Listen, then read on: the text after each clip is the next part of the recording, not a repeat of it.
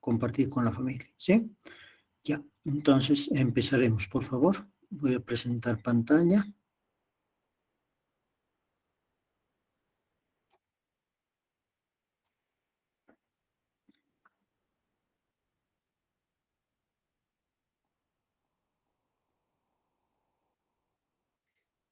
Ya. Y como decíamos, vamos a ver el capítulo 5 de equilibrio iónico esta vez, ¿sí? A ver.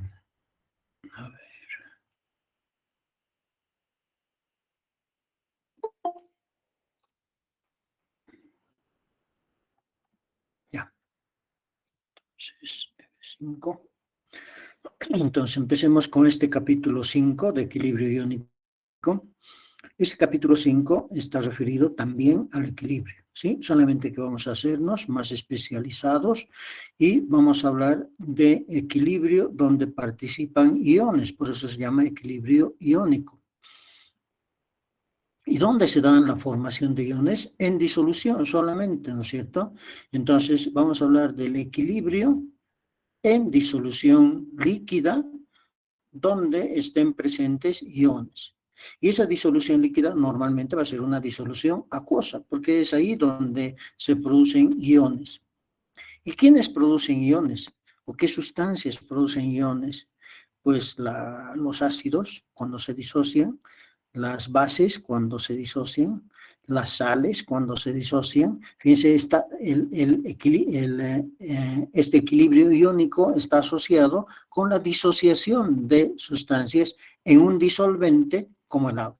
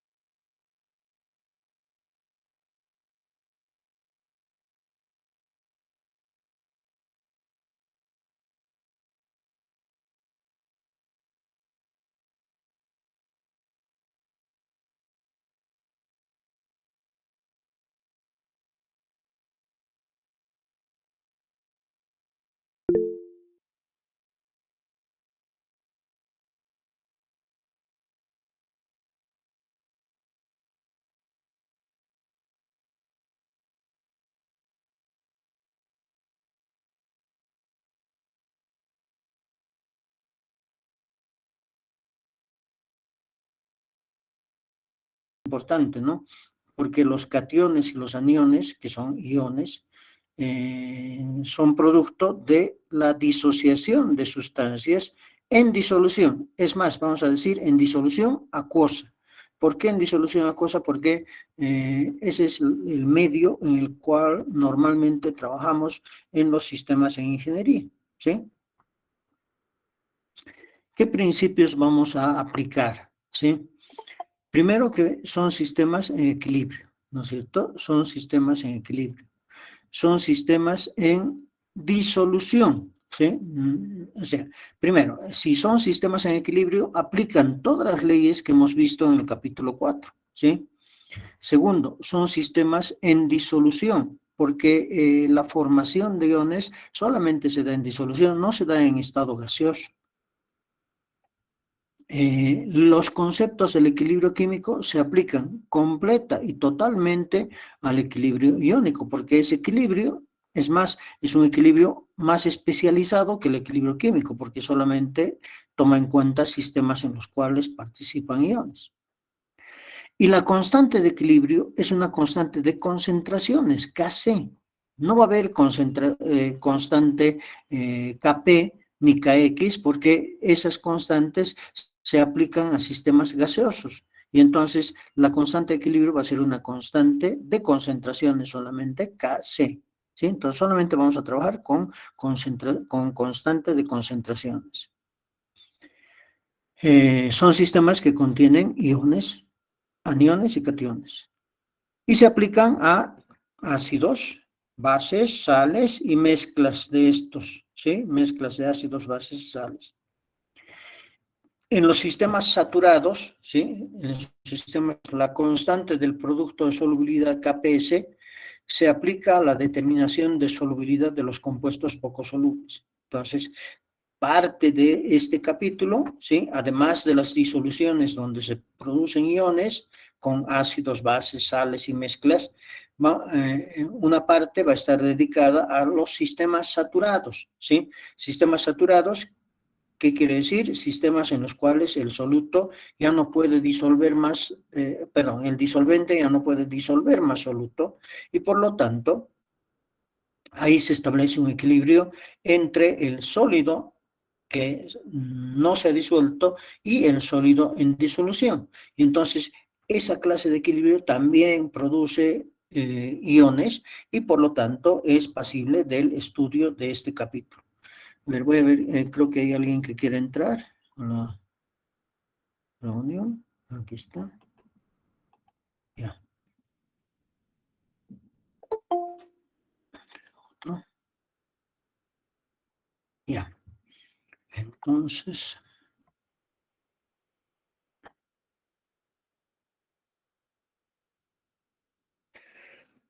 ya. Para, hemos dicho que vamos a hablar de ácidos, bases, sales, ¿no es cierto? Pero hablaremos primero de ácidos y bases, ¿no? ¿Cuál es el concepto de ácidos y bases? Entonces, los ácidos y las bases son sustancias que tienen un comportamiento macroscópico y molecular bien definido, ¿sí? Entonces, las podemos estudiar desde el punto de vista macroscópico, lo que podemos ver con nuestros sentidos, y desde el punto de vista molecular, ¿sí? Los ácidos y bases están presentes en diferentes sistemas, tanto naturales como de la producción industrial, ¿sí? Y entonces, cuando estamos hablando de ácidos y bases, estamos hablando de sistemas ácidos y sistemas básicos, ¿sí? Que pueden ser naturales, ¿sí? El agua de un río, el agua de un lago, un suelo puede ser ácido o básico, qué sé yo, a ver, cuestiones, ¿no? Un alimento, ¿no es cierto? Un alimento, la naranja, a ver, ¿cómo es la naranja desde el punto de vista ácido-base? Es ácida, ¿no es cierto? Por eso decimos que son cítricos, ¿no es cierto? El limón es ácido, la mandarina es ácida, ¿sí? Y así diferentes productos naturales tienen este concepto de acidez. Pero también en la producción industrial, porque en la producción industrial, pues muchos procesos se realizan por exigencia del proceso en medio ácido o en medio básico, ¿sí? En medio ácido o en medio básico. Y entonces, eh, desde el punto de vista de los sistemas naturales, ¿sí? En la parte de la química alimenticia, por ejemplo, ¿sí? Por ejemplo, o en la parte de la química de suelos para la agricultura, por ejemplo, ¿sí? Es necesario conocer, ¿sí? El concepto de acidez o basicidad. Pero en la parte industrial también, ¿sí? En la parte industrial a veces mucho más, porque la exigencia de los procesos hace que estos sistemas tengan que ser o ácidos o básicos, ¿sí? Ahora, los conceptos de acidez y basicidad se pueden definir en base a tres teorías.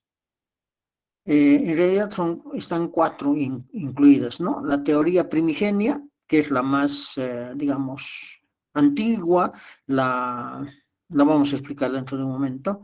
La teoría de Arrhenius, la de Bronsted-Lowry y la de Lewis. Esta teoría primigenia, ¿sí? Es pues, digamos, la más básica, la más, ¿cómo les diría? La más...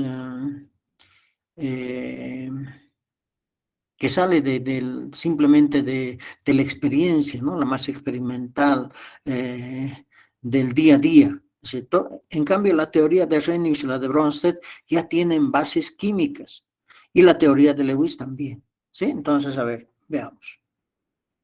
La teoría primigenia está relacionada con los sentidos, ¿sí?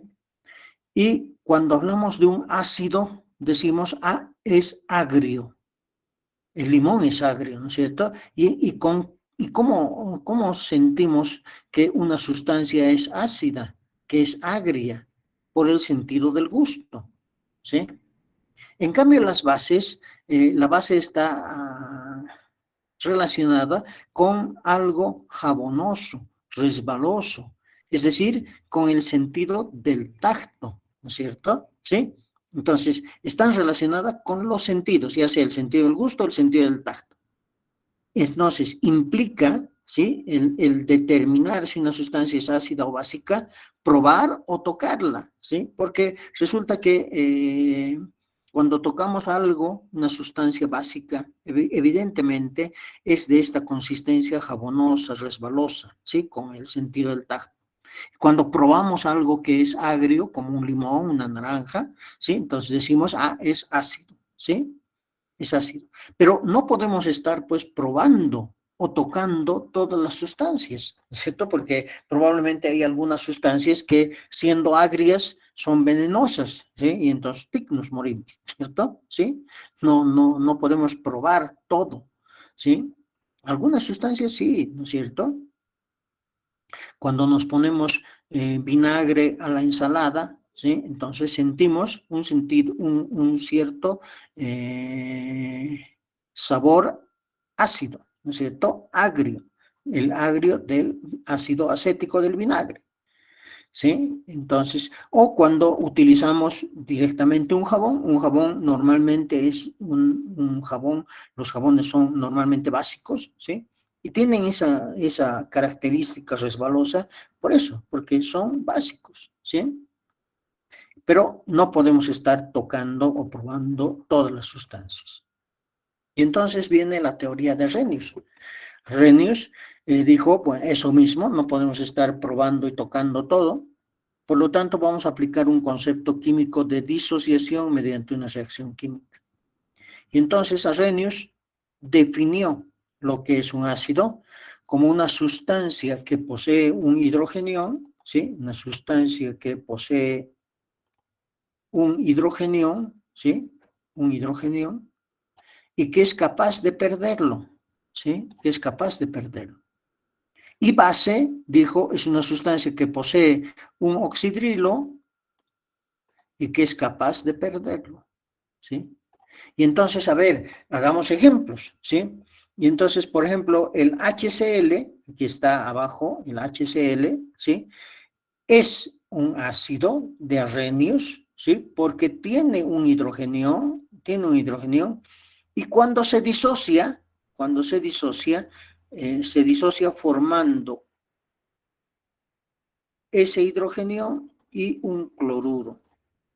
Y entonces tiene un hidrogenión, ¿no es cierto? Y lo puede perder, ¿no es cierto? Es decir, se puede disociar, porque hay sustancias que teniendo hidrogeniones no lo pueden perder. Esas sustancias no son ácidos según Arrhenius.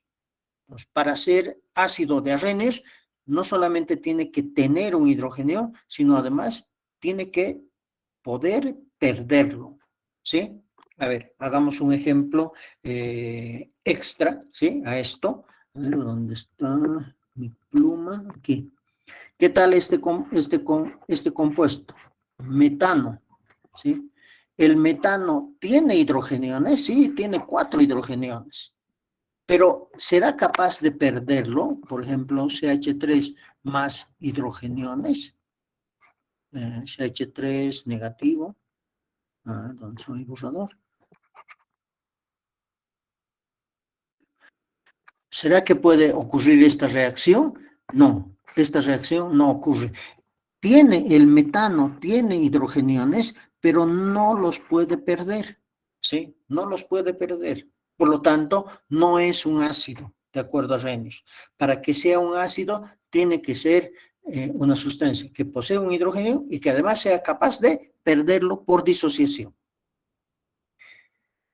Y lo mismo sucede con las bases. Y aquí tenemos a la derecha un ejemplo, ¿sí? Un ejemplo de una base, ¿sí? Un ejemplo de una base. Vamos a poner con el resaltador. que es el hidróxido de sodio, ¿sí? Que posee un oxidrilo, ahí lo estoy pintando, ¿sí? Y que además es capaz de perderlo, ¿sí? Porque se disocia en ion sodio e ion oxidrilo y lo pierde por disociación. O también el hidróxido de calcio posee oxidrilos, en este caso dos, y es capaz de perder sus dos oxidrilos, ¿sí? Y entonces, esta es una sustancia básica, según Arrhenius. Estamos viendo la teoría de Arrhenius, ¿no es cierto? ¿Sí? Entonces, ya tenemos una teoría, ¿sí? Pero resulta que Arrhenius, eh, o sí, Arrhenius no podía dar la explicación, ¿sí?, de sustancias como el NH3, por ejemplo, que posee hidrogeniones, ¿sí?, que no es capaz de perderlos, entonces no es un ácido, ¿sí?, pero que tenía un cierto comportamiento. Entonces, para Arrhenius, el amoníaco no era ni ácido ni básico, porque si bien tenía hidrogeniones, no era capaz de perderlos, pero no tenía oxidrilos, por lo tanto, para Arrhenius tampoco era una base, entonces no era ni un ácido ni una base. Y entonces empezó la crítica, ¿no es cierto?, de algunas sustancias a las que Arrhenius no le podía dar una explicación. Y entonces apareció, aquí están, ¿no?, las críticas a Arrhenius. Hay sustancias que no encajan en la definición, por ejemplo, el amoníaco. Y otra crítica que se le hacía a Arrhenius era que no toma en cuenta el disolvente. ¿Será lo mismo agua o gasolina como disolvente? ¿Será lo mismo? A Arrhenius no le importaba aquello, solamente decía, si tiene hidrogenio y es capaz de perderlo, entonces es ácido. Si tiene oxidrilo y es capaz de perderlo, es base, ¿no es cierto? Entonces, si es ácido o es base. Y entonces no tomaba en cuenta el disolvente. Para él seguramente era lo mismo que sea agua o que sea gasolina el disolvente, ¿sí? Entonces, esto es lo que trató de responder, o trataron de responder, Bronsted y Lowry, ¿sí? Y entonces apareció la teoría de Bronsted y Lowry, que toma en cuenta el disolvente, diciendo que las reacciones son reacciones conjugadas ácido-base en equilibrio, además, ¿sí? Entonces, Bronsted y Lowry introdujeron primero el disolvente, y segundo, nos dijeron que la reacción que ocurre cuando un soluto se disuelve en el disolvente es una reacción conjugada ácido-base y además en equilibrio, ¿sí? En equilibrio. Y entonces, nos dice que un ácido, para Bronsted y Lowry, es una sustancia, vamos a poner con resaltador, es una sustancia que posee un hidrogenión y que es capaz de donarlo a una base, ¿no es cierto? ¿Qué decía Arrhenius? Decía, es capaz de perderlo. No, en este caso, Bronsted y Lowry dice, tiene un hidrogenio y lo dona. ¿A quién? A una base, ¿sí? No es que lo pierde así sin ninguna consecuencia, no, lo dona a una base, se lo regala a una base.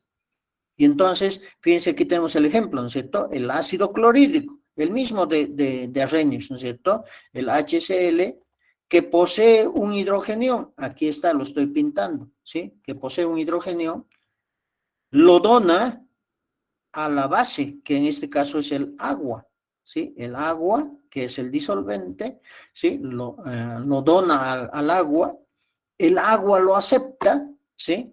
El agua lo acepta, ¿y qué produce? Fíjense, agua más hidrogenio nos produce esta sustancia que es el hidrogenio hidratado, ¿sí? Unido con la molécula de agua. Este es el hidrogenión. Más queda como resto el cloruro, ¿no es cierto? Pero lo importante aquí es que el ácido clorhídrico, el HCl, tiene un hidrogenio, posee un hidrogenio y lo dona pero no lo pierde así por así, sino que lo dona a alguien que lo acepta, en este caso al agua que lo acepta. Y entonces, ¿sí? Entonces, en esta reacción ácido-base, el ácido clorhídrico, base el agua, ¿sí? Se produce hidrogeniones y cloruros. En equilibrio, fíjense, en equilibrio, ¿sí? Ahí está, la doble flecha, ¿sí? En equilibrio. Ahora, ¿qué quiere decir que es en equilibrio? Que la reacción se realiza en ambos sentidos, ¿no es cierto? Si la reacción la vemos desde el otro sentido, es decir, de la derecha a la izquierda, tendríamos que el hidrogenión H3O positivo más el cloruro reaccionan y el H3O positivo, que posee un hidrogenión,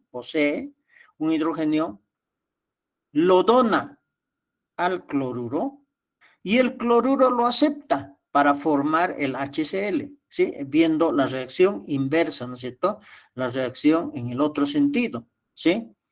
Y entonces fíjense que esta reacción es una reacción ácido-base, porque el ácido clorhídrico, HCl, el HCl, es un ácido porque tiene un hidrogenio y lo dona al agua. El agua es una base porque acepta el hidrogenión proveniente del ácido. Al revés, en la reacción inversa, el hidrogenión es un ácido porque posee un hidrogenión y lo dona al cloruro, que es una base porque lo acepta a ese hidrogenión. Y entonces se forman, fíjense, dos parejas conjugadas ácido-base. Aquí está, parejas conjugadas ácido-base. Lo estoy resaltando, ¿sí? ¿Qué parejas son esas? El ácido clorhídrico y el cloruro. El ácido y su base conjugada, ¿sí? El ácido y su base conjugada. ¿Dónde está? Aquí está. El ácido 1 y su base conjugada 1. Y la otra, el hidrogenión ácido y el agua, la base conjugada, ¿sí? Entonces, el ácido 2 y la base 2, ¿sí? Entonces tenemos que esa reacción tan sencilla de disolución del ácido clorhídrico en agua, primero, nos produce iones, un catión positivo, ¿sí? Aquí está, positivo, y un anión negativo. Y que esa reacción ácido-base, ¿sí? Esa reacción ácido-base, se produce estas parejas conjugadas ácido-base, ácido clorhídrico, cloruro. Entonces, el ácido clorhídrico es el ácido y el cloruro es su base conjugada. El hidrogenión es el ácido y el agua es su base conjugada. ¿Sí? Esta es la teoría de Bronsted-Lowry. Para Bronsted-Lowry, ¿qué es una base? Es una sustancia capaz de aceptar el hidrogenión donado por el ácido, ¿no? Entonces, base, aquí está, la base es una sustancia capaz de aceptar el hidrogenión donado por un ácido, ¿sí? Y entonces, por ejemplo, el amoníaco, que para Arrhenius no era ni ácido ni base, entonces el amoníaco, cuando reacciona con el agua, fíjense, el amoníaco más el agua, produce amonio más oxidrilo, hidróxido de amonio. Y entonces, ¿qué sucede en este caso? Sucede que el agua actúa como ácido y tiene un hidrogenio y lo dona al amoníaco. Y el amoníaco lo acepta. Entonces, al aceptar un hidrogenio donado por un ácido, en este caso por el agua, es una base. Y el agua que dona su hidrogenio es un ácido. En la reacción inversa, hemos dicho, se produce hidróxido de amonio y oxidrilo. El amonio tiene un hidrogenio que lo puede donar al oxidrilo para que se forme agua. y el oxidrilo lo acepta. Entonces, el amonio dona, por lo tanto es un ácido, y la base, el oxidrilo, acepta ese hidrogenio, por lo tanto es una base. Y nuevamente se produce estas parejas conjugadas ácido-base, ¿sí? Ácido 1, base 1, ácido 2, base 2. Y entonces tenemos amonio, ácido, amoníaco, base. Agua, ácido, oxidrilo, base. ¿Sí? Tenemos la pareja conjugada, ácido-base, pareja conjugada, ácido-base. Entonces, fíjense, en este caso, para este ejemplo, no solamente hemos descubierto que el amoníaco, el NH3, había sido una base, sino que también en el caso de las bases ocurre la reacción ácido-base, formándose las parejas conjugadas ácido-base. Además, quisiera, antes de continuar, ¿sí?, hacerles notar que, fíjense, cuando tenemos un ácido, como el ácido clorhídrico, ¿sí?, el ácido clorhídrico, este ácido clorhídrico produce, ¿qué cosa produce? Hidrogeniones, ¿no es cierto? Produce hidrogeniones cuando se disuelve en agua, en el disolvente, ¿sí? El amoníaco, que es una base, ¿sí? El amoníaco, que es una base, ¿dónde está? Aquí está, ¿sí? El amoníaco, lo estoy pintando, ¿sí?, que es una base, ¿qué produce? Produce oxidrilos, ¿sí? Entonces, una conclusión que podemos obtener a partir de esta observación es decir, que los ácidos producen hidrogeniones y las bases producen oxidrilos.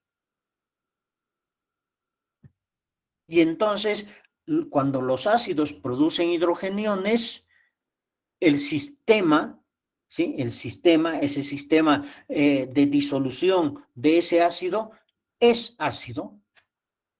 Y cuando produce oxidrilos, el sistema es básico.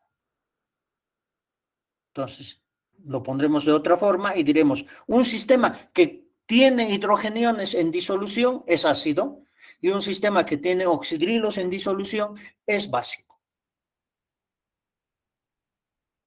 Aunque después vamos a ver que cuando el agua es el disolvente, existen hidrogeniones y existen oxidrilos, solamente que los hidrogeniones pueden estar en mayor concentración que los oxidrilos, en ese caso será ácido, y cuando los oxidrilos están en mayor concentración que los hidrogeniones, el sistema será básico. ¿Sí? Ahora, el disolvente es importante, hemos dicho, ¿no es cierto? Porque en agua, que es polar, ¿sí? Polar, ocurre la disociación del ácido o de la base, que también son polares, ¿sí? Entonces, el ácido clorhídrico, por ejemplo, el ácido clorhídrico en agua, que es polar, polar con polar, produce hidrogeniones más cloruros. Pero, ¿qué pasa si yo coloco HCl, este ácido clorhídrico, lo coloco en hexano? El C6H14 es el hexano, y el hexano es el principal compuesto de la gasolina, ¿no es cierto? ¿Sí? Y entonces, ¿qué pasa si yo trato de disolver ácido clorhídrico en hexano? Primero que no se va a disolver, ¿no es cierto?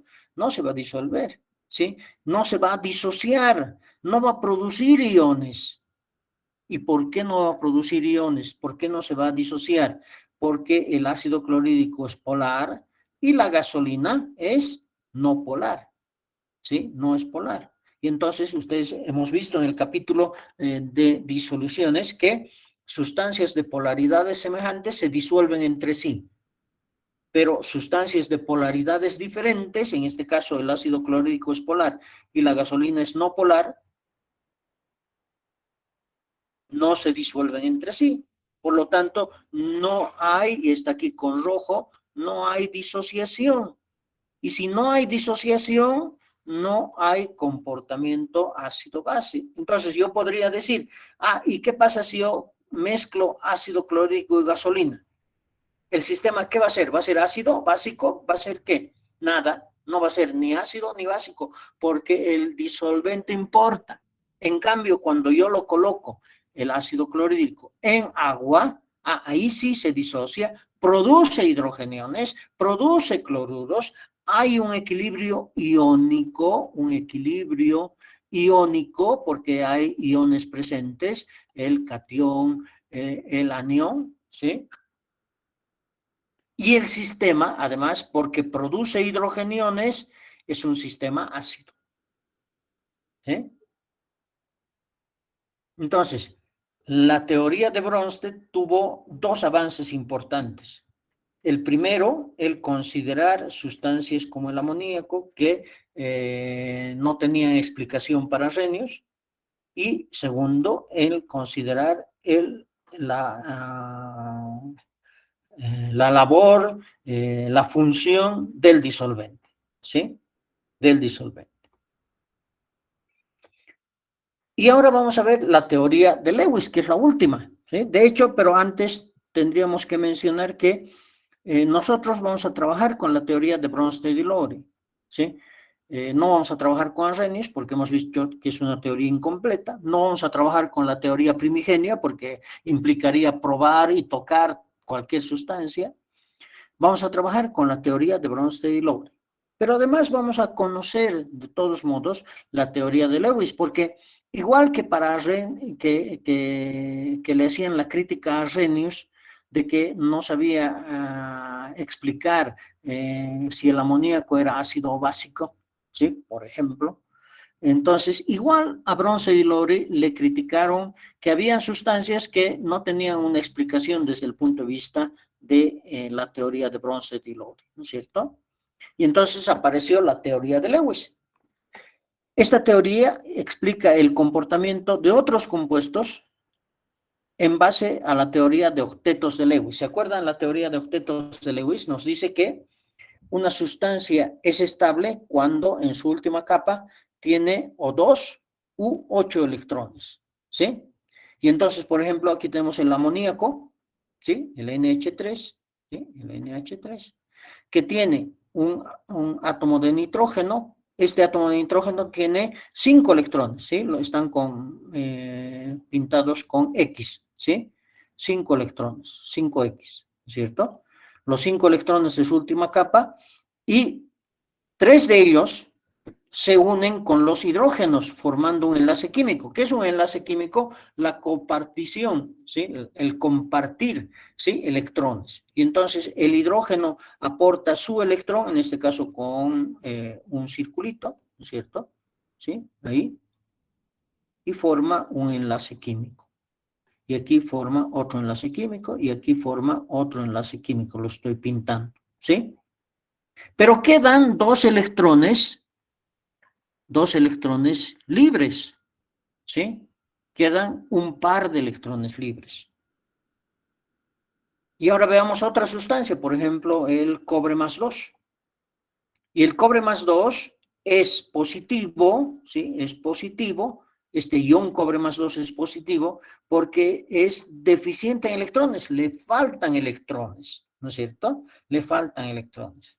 Y entonces cuando el cobre más 2 reacciona con el amoníaco, y es una reacción iónica, ¿no es cierto? Porque está partiendo del ion cobre más 2 y el amoníaco, se forma un complejo, ¿sí? El complejo es el tetramin cobre 2, ¿sí? Que también es un catión, es positivo, ¿sí?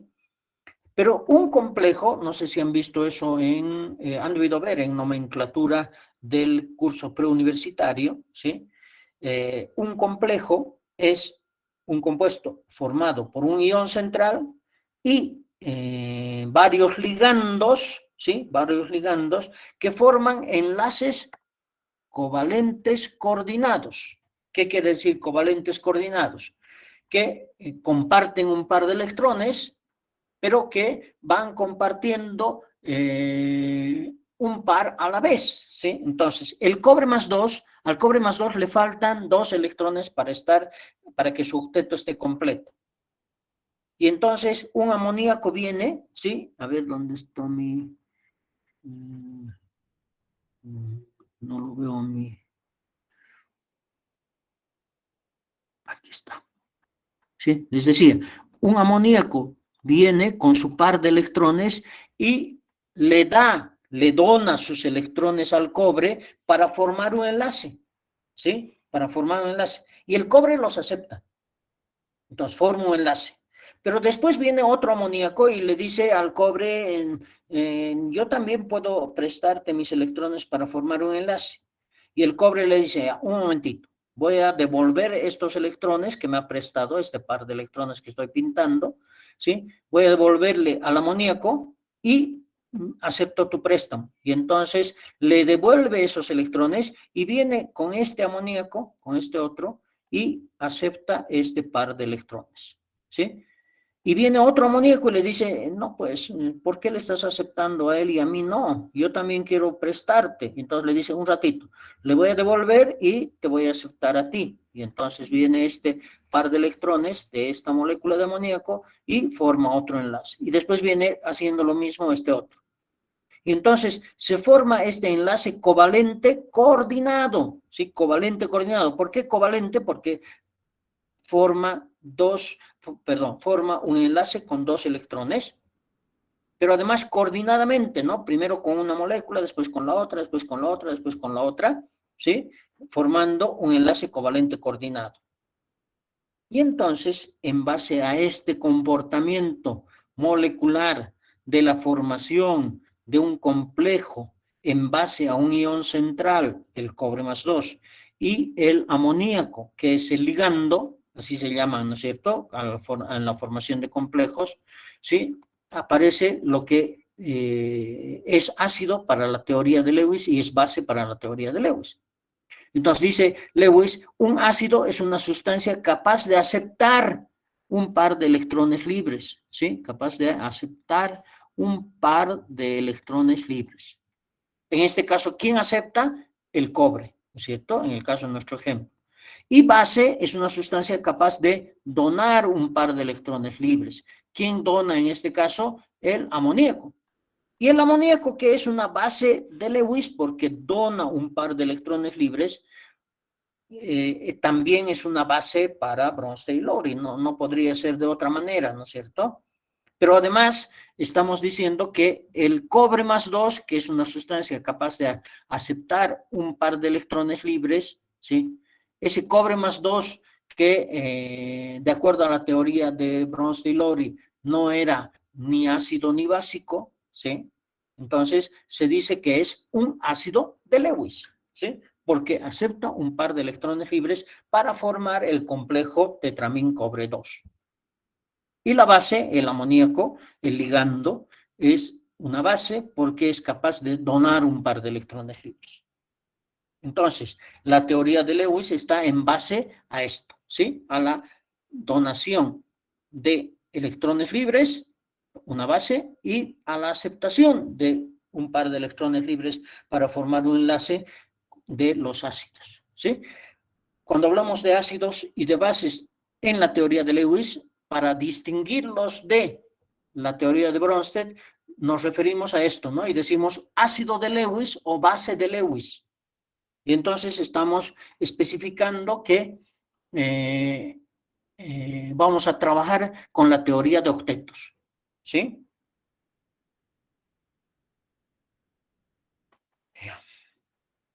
Entonces, fíjense, hasta aquí, ¿qué hemos visto? Hemos visto que en este capítulo vamos a hablar de equilibrios con sustancias que forman iones. ¿Cuáles son esas sustancias? Ácidos, bases, sales, las mezclas de ácido, base y sal. Hemos visto que esa formación de iones, ese equilibrio iónico con los iones formados por la disociación de ácidos, bases y sales, se da en sistemas líquidos de disolución y normalmente de disolución acuosa, ¿sí? De disolución acuosa, porque, por ejemplo, yo podría disolver benceno en gasolina, ¿sí? Pero no se van a producir iones, entonces no es tema de este capítulo, porque no se producen iones, pues, ¿sí? Entonces se tienen que producir iones. Y entonces estos sistemas son importantes desde el punto de vista de los sistemas naturales, como habíamos dicho, las frutas, los alimentos, los suelos, ¿no es cierto? Los ríos, lagos, para la vida dentro de ellos, ¿no es cierto? Porque habrán sistemas que, siendo muy ácidos o muy básicos, dejan de ser adecuados para la vida de peces, por ejemplo, ¿no es cierto? Podría ser. O también desde el punto de vista industrial, porque los procesos nos indican que los sistemas, ¿sí? Para que se produzca un cierto producto, tiene que tener una característica, ya sea ácida o básica. Y además hemos explicado, ¿y cuál es el concepto de ácido y base? ¿Sí? ¿Qué es un ácido? ¿Qué es una base? ¿Sí? Y hemos explicado que hay cuatro teorías, ¿no? La teoría primigenia, en base a los sentidos, la de Arrhenius, la de Bronsted-Lowry y la de Lewis. Las tres últimas que nos hablan de una explicación en base a el comportamiento químico de los compuestos, ¿cierto? Arrhenius, que posea un hidrógeno y que sea capaz de perderlo, o que posea un oxidrilo y sea capaz de perderlo para un ácido o una base. Bronsted-Lowry, que además de esa capacidad nos hablan del disolvente y nos dicen que podemos hablar de sistemas ácidos o básicos en disolución, tomando en cuenta el disolvente, ¿sí? Cuando se produce disociación de las sustancias, y nos dice que un ácido es una sustancia que tiene un hidrógeno y que es capaz de donarlo a una base que lo aceptará. Y finalmente la teoría de Lewis, que habla de sustancias que aceptan un par de electrones, los ácidos, y las bases, sustancias capaces de donar un par de electrones, en base a la teoría de octetos, que nos dice que cualquier elemento, para que esté estable en su última capa, debe tener 8 electrones, ¿sí? O 2, ¿sí? Dependiendo de su característica. ¿Hasta aquí tienen alguna duda, alguna pregunta?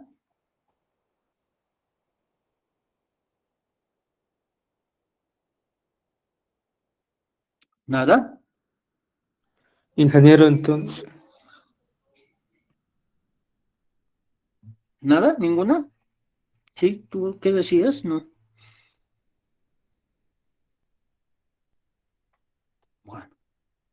Entonces, además, quisiera recordarles que hemos dicho hace 2 diapositivas que, de acuerdo a la teoría de Bronsted-Lowry, que es la que vamos a utilizar nosotros a partir de este momento, ¿sí? Los sistemas ácidos tienen hidrogeniones en cantidad mayor que la de oxidrilos. Los sistemas básicos tienen oxidrilos en cantidad mayor que la de hidrogeniones. Una base produce oxidrilos y un ácido produce hidrogeniones. ¿Sí? Entonces yo quisiera que nos quedemos con ese concepto, ¿sí? Porque ese concepto va a ser importante a la hora de definir si un sistema es ácido o es básico. ¿Y qué tan ácido o qué tan básico es? ¿Sí? Listo, jóvenes. Habíamos dicho que la clase de hoy era cortita. Ahí vamos a quedar, ¿sí? Hemos avanzado, yo creo, conceptualmente bastante, porque esta es la base de este capítulo, ¿sí? La base de este capítulo está en la explicación, en el entendimiento de qué es un ácido, qué es una base. Y en este caso, de acuerdo a la teoría de Bronsted y Lowry, ¿sí? Vamos a dejar de grabar.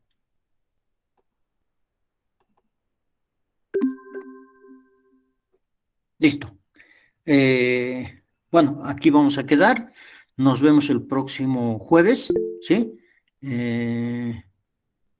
A ver, Rocío Andrea levantó la mano. ¿Qué dice Rocío? Ingeniero, respecto a las clases, creo que hasta ahora todavía no los ha llegado a subir, pero creo que tampoco el material, o sea, los diapositivas, eso más o menos cuándo lo va a subir para Ya, poder. las voy a subir, no te preocupes. A ver, voy a tratar de hacerlo en esta misma tarde, ¿ya? para que ustedes los tengan, ¿sí? Evidentemente sí, no los he subido. Les voy a subir, a ver, esperaremos una horita a que se procese este video, este último, que es cortito, y les voy a subir todo en conjunto, ¿ya? A la plataforma Moodle. ¿Alguna Está duda bien, más? ingeniero.